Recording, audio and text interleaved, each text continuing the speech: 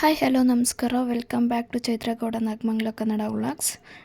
ಇವತ್ತು ಬೆಳಿಗ್ಗೆನೇ ಎದ್ದು ರಂಗೋಲಿ ಎಲ್ಲ ಬಿಟ್ಬಿಟ್ಟು ನನ್ನ ಮಗ ಎದ್ದೋಳೋ ಅಷ್ಟರಲ್ಲಿ ಟಿಫನ್ ಎಲ್ಲ ಮಾಡೋಣ ಅಂತ ಬೇಗನೆ ಎದ್ದೆ.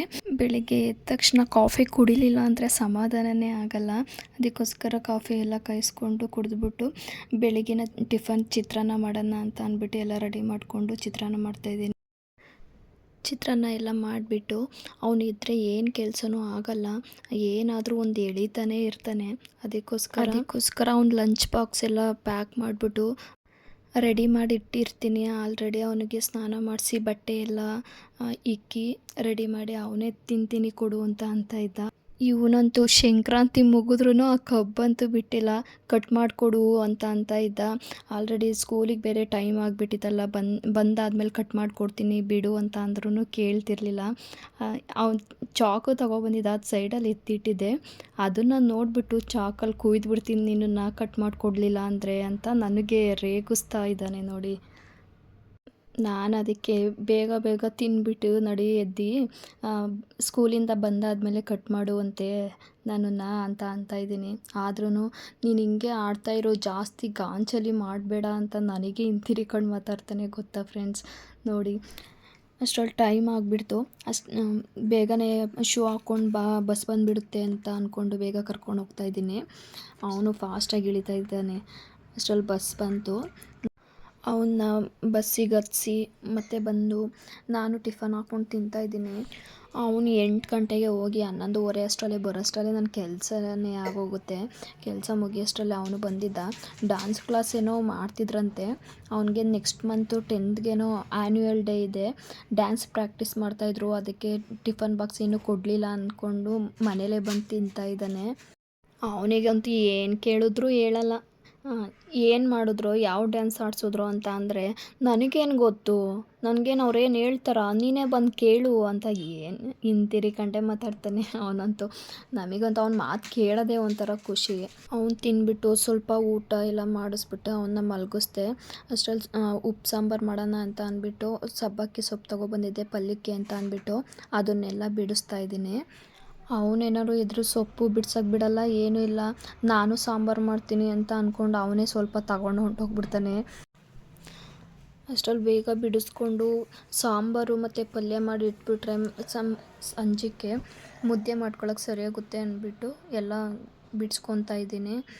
ಅಷ್ಟರಲ್ಲಿ ತೊಳೆದಿರೋ ಕಾಳೆಲ್ಲ ಹಾಕ್ಕೊಂಡು ಮತ್ತು ಒಂದು 5 ಹಸಿರು ಮೆಣಸಿನ್ಕಾಯಿ ಮತ್ತು 1-2 ಟೊಮೊಟೊ ಕೂಡ ಅದರೊಳಗೆ ಹಾಕ್ಕೊಂಡು ಸ್ವಲ್ಪ ಏನೋ ಕಾಳೆಲ್ಲ ಬೇಯಲಿ ಅಂತ ಅನ್ನೋದಕ್ಕೋಸ್ಕರ ಸ್ವಲ್ಪ ಟೇಸ್ಟ್ ಹಿಡೀಲಿ ಅಂತ ಕಾಳೆಲ್ಲ ಬೇಯಿಸ್ಕೊತಾ ಇದ್ದೀನಿ.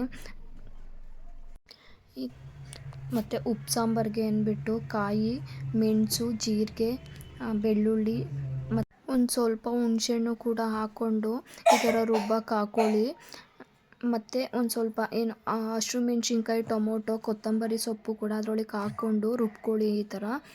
ಅದಾದಮೇಲೆ ಸ್ವಲ್ಪ ಏನು ಎತ್ತಿಟ್ಕೊಂಡಿರ್ತೀವಿ ಕಾಳು ಅದನ್ನು ಅದರೊಳಗೆ ಹಾಕ್ಕೊಂಡು ರುಬ್ಕೊಂಡಾದ್ಮೇಲೆ ಸ್ವಲ್ಪ ಒಗ್ಗರಣೆಗೆಲ್ಲ ಹಾಕ್ಬಿಟ್ಟು ಏನು ಆಡಿಸ್ಕೊಂಡಿರ್ತೀವಿ ಸಾಂಬಾರು ಖಾರ ಎಲ್ಲನೂ ಅದರೊಳಗೆ ಹುಯ್ದುಬಿಟ್ಟು ಸ್ವಲ್ಪ ತಿರುಗಿ ನಿಮ್ಗೆ ಎಷ್ಟು ಬೇಕು ಅಷ್ಟು ಉಪ್ಪು ಹಾಕ್ಕೊಂಡು ಟೇಸ್ಟಿಗೆ ನಿಮ್ಗೇನಾದ್ರು ಸಪ್ಪೆ ಆದರೆ ಇನ್ನೊಂದು ಸ್ವಲ್ಪ ಹಾಕ್ಕೊಂಡು ಈ ಥರ ತಿರುಗಿಬಿಟ್ಟು ಬೇಯಕ್ಕೆ ಬಿಡಿ. ಬೆಂದಾದಮೇಲೆ ಆ ಖಾರ ಸ್ವಲ್ಪ ಕುದಿ ಬರೋವರೆಗೂ ಬೇಯಿಸ್ಕೋಬೇಕು. ಹಸಿ ಸ್ಮೆಲ್ಲೆಲ್ಲ ಹೋಗಬೇಕು. ಈ ಥರ ಕುದಿ ಬರೋವರೆಗೂ ಬೇಯಿಸ್ಕೊಂಡು ಸ್ವಲ್ಪ ಏನು ಹಚ್ಚಿಟ್ಕೊಂಡಿರ್ತೀನಿ ನಾನು, ಏನು ಸಬ್ಬಕ್ಕಿ ಸೊಪ್ಪನ್ನ ಅದನ್ನು ಬೇಯಕ್ಕಿಟ್ಟಿದ್ದೀನಿ. ಅದಕ್ಕೆ ಒಗ್ಗರಣೆಗೆ ಅಂದ್ಬಿಟ್ಟು ಒಣಗಿರೋ ಮೆಣಸಿನ್ಕಾಯಿ ಮತ್ತು ಈರುಳ್ಳಿ, ಕೊತ್ತಂಬರಿ ಸೊಪ್ಪು, ಸ್ವಲ್ಪ ಕಾಯಿನೂ ಕೂಡ ತುರಿದಿಟ್ಕೊಂಡಿದ್ದೀನಿ. ಈಗ ಈರುಳ್ಳಿ ಎಲ್ಲ ಫ್ರೈ ಆಗೋವರೆಗೂ ಹುರಿದ್ಬಿಟ್ಟು ನನ್ನ ಮಗ ತಿಂತಾನೆ ಅನ್ನೋದಕ್ಕೋಸ್ಕರ ಆಮೇಲೆ ಒಣಮೆಣ್ಸಿನ್ಕಾಯಿ ಕೂಡ ಹಾಕ್ತೆ ಅದರೊಳಗೆ. ಹಾಕಾದ್ಮೇಲೆ ಸ್ವಲ್ಪ ಟೇಸ್ಟಿಗೆ ಉಪ್ಪು ಕೂಡ ಹಾಕಿದ್ದೀನಿ. ನಿಮ್ಗೇನಾದರೂ ಇನ್ನೊಂದು ಸ್ವಲ್ಪ ಬೇಕು ಅಂದರೆ ಇನ್ನೊಂದು ಸ್ವಲ್ಪ ಕೂಡ ಹಾಕೋಬೋದು. ನಾನು ಸೊಪ್ಪಿಗೂ ಕೂಡ ನಾನು ಉಪ್ಪನ್ನ ಹಾಕಿದ್ದೆ, ಅದಕ್ಕೋಸ್ಕರ ಜಾಸ್ತಿ ಏನು ಹಾಕೋಕ್ಕೆ ಹೋಗಲಿಲ್ಲ. ಮತ್ತು ಫ್ರೈ ಎಲ್ಲ ಆದಾದಮೇಲೆ ಸೊಪ್ಪನ್ನು ಕೂಡ ಅದರೊಳಗೆ ಹಾಕ್ಕೊಂಡು ಏನು ಎತ್ತಿಟ್ಕೊಂಡಿರ್ತೀವಿ ಕಾಳನ್ನೂ ಸಹಿತ ಅದರೊಳಗೆ ಹಾಕ್ಕೋಬೇಕು. ಸ್ವಲ್ಪ ಒಂದು 5 ನಿಮಿಷ ಅದನ್ನು ಬೇಯಿಸ್ಕೊಂಡಾದ್ಮೇಲೆ ನಾವೇನು ತುರಿದಿಟ್ಕೊಂಡಿರ್ತೀವಲ್ವ ಕಾಯಿನ ಮತ್ತು ಕೊತ್ತಂಬರಿ ಸೊಪ್ಪನ್ನು ಕೂಡ ಅದರೊಳಗೆ ಹಾಕಬೇಕು ಟೇಸ್ಟಿಗೆ. ಮತ್ತು ಕಾಯಿನೂ ಕೂಡ ಅದರೊಳಗೆ ಹಾಕ್ಬಿಟ್ಟು ತಿರುಗ್ಬಿಟ್ಟು ಅದನ್ನು ಒಂದು 5 ನಿಮಿಷ ಬೇಯಿಸ್ಕೊಬೇಕು. ಬೇಯಿಸ್ಕೊಂಡಿದ್ದು ಆದಮೇಲೆ ಪಲ್ಯದ ಸೈಡಿಗೆ ಎತ್ತಿಟ್ಟು ಇವಾಗಲೇ ಮುದ್ದೆ ಮಾಡಿಬಿಡೋಣ ಅಂತ ಅಂದ್ಬಿಟ್ಟು ಮುದ್ದೆ ಹೆಸರು ಇಟ್ಟಿದ್ದೀನಿ. ನನ್ನ ಮಗ ಬೇರೆ ಹೊಟ್ಟಸಿ ನನಗೆ ಅನ್ನ ಬೇಕು ಅಂತಲೇ ಅವನು ಆವಾಗಿಂದ ಒಂದು 10 ನಿಮಿಷದಿಂದ ಕಾಟ ಕೊಡ್ತಾನೇ ಇದ್ದ. ಅದಕ್ಕೋಸ್ಕರ ಬೇಗ ಮಾಡಿಬಿಟ್ಟು ಅನ್ನನೂ ಕೂಡ ಮಾಡಿಬಿಟ್ಟು ಅವ್ನಿಗೆ ಹಾಕ್ಕೊಟ್ಟಿದ್ದೀನಿ, ತಿಂತಿದ್ದಾನೆ. ಅವ್ನು ನಾನಿದ್ರೆ ಅಂತೂ ಸೈಲೆಂಟಾಗಿರ್ತಾನೆ. ಅವ್ರ ಅಪ್ಪ ಬಂದುಬಿಟ್ರಂತೂ ಅವ್ನು ಹಿಡ್ದು ನಿಲ್ಸೋಕ್ಕೆ ಆಗಲ್ಲ. ಅರ್ಧ ನೀನೇ ತಿನ್ನಿಸಿಲ್ಲ, ನೀನೇ ಉಣಿಸಿಲ್ಲ ಅನ್ನೋದು ಬೈಯೋದು ಬೇರೆ ಅವರೆಲ್ಲ. ಅದಕ್ಕೋಸ್ಕರನೇ ಅವನು ಬೇಗ ಅಡುಗೆ ಮಾಡಿಬಿಟ್ಟು ಅವನಿಗೆ ಅಂತ ಅಂದ್ಬಿಟ್ಟೇ ಬೇಗ ಅನ್ನ ಕೂಡ ಮಾಡಿಬಿಟ್ಟು ಅವನಿಗೆ ಹಾಕ್ಕೊಟ್ರೆ ಅವ್ನು ತಿಂತಾ ಇರ್ತಾನೆ. ಅಷ್ಟರಲ್ಲಿ ಮುದ್ದೆ ಮಾಡೋಣ ಅಂದ್ಬಿಟ್ಟು ಮುದ್ದೆ ಹೆಸರೆಲ್ಲ ಇಟ್ಬಿಟ್ಟು ಸ್ವಲ್ಪ ಹಸಿಟ್ಟು ಹಾಕ್ಬಿಟ್ಟು ಅದನ್ನು ಕುದಿ ಬರೋವರೆಗೂ ಕುದಿಸ್ಕೋತಾ ಇದ್ದೀನಿ.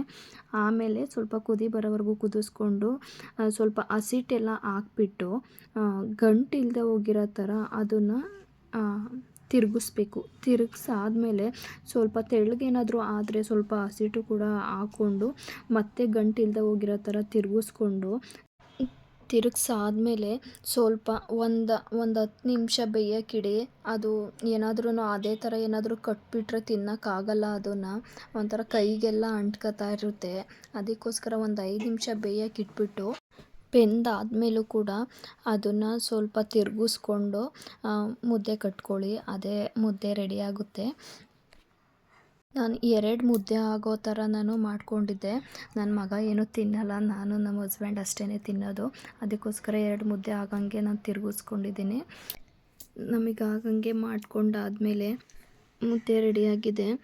ಮತ್ತು ಸಾಂಬಾರೆಲ್ಲ ಸ್ವಲ್ಪ ತಣ್ಣಗಾಗ್ಬಿಟ್ಟಿತ್ತು. ಅದನ್ನು ಬೆಚ್ಚಗೆ ಮಾಡಿಕೊಂಡು ಪಲ್ಯನೂ ಕೂಡ ಅದನ್ನು ಸಹಿತ ಸ್ವಲ್ಪ ಬಿಸಿ ಮಾಡ್ಕೊಂಡಾದಮೇಲೆ ಊಟ ಮಾಡೋಣ ಅಂತ ಅಂದ್ಕೊಂಡು ಹಾಕೋತಾ ಇದ್ದೀವಿ.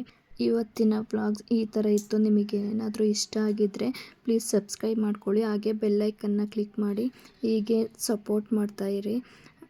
Thank you.